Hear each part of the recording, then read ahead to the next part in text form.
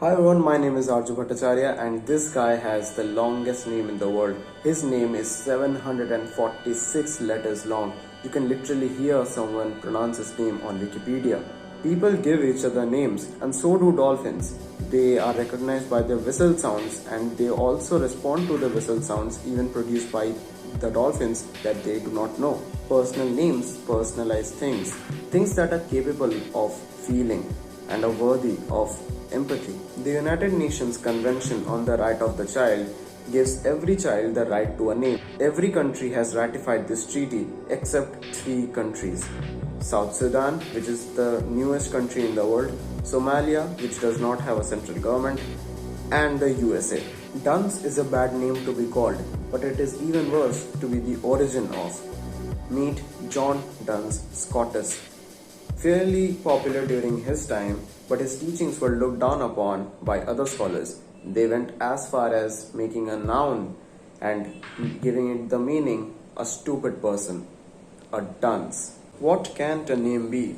At this century, we can name a baby literally anything, from an apple to north. You can even name your baby football. In countries like New Zealand, you have to actually submit the name of your babies so that it gets approved by the government officials.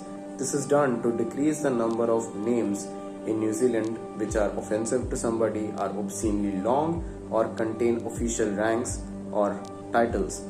Even after taking such strict precautions, there are still babies living in New Zealand that have the name Violence and number 16 bus shelter. One couple still named their child Albin, and due to the protest for naming laws in New Zealand at that time, they pronounced it like this. It wasn't accepted. But we can name a baby something that is not offensive to somebody, like a cloud or Adolf Hitler. That's exactly what Heath and Deborah Campbell named their child in 2006. They were 2 self-identified Nazis and they resided in New Jersey, the latter of which makes them New Jerseyan. A person who lives in India is an Indian. A name based on where something is from is called a demonym. An endonym is the name given to the place by the people who live there, and an exonym is the name given to the place by the person who lives elsewhere. But my favorite category of words is auto-antonym, the type of words with 2 meanings, out of which one is the exact opposite of the other. For example, the alarm went off, so we had to turn it off. You can check the distribution of your last name all across the world using the public profiler.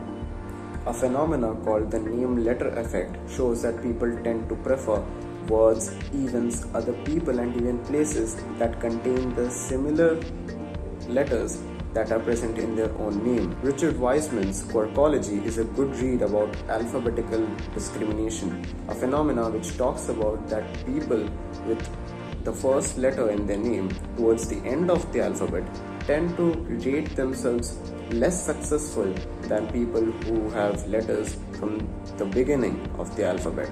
This is widely because people with, let's say, names starting with Z are mostly put in the bottom of lists. Even though there are more than 7 billion people in the world right now, having the same last name is pretty common. For example, 50% of Americans have the same 1,712 last names. 1% of Americans have the same last name, Smith.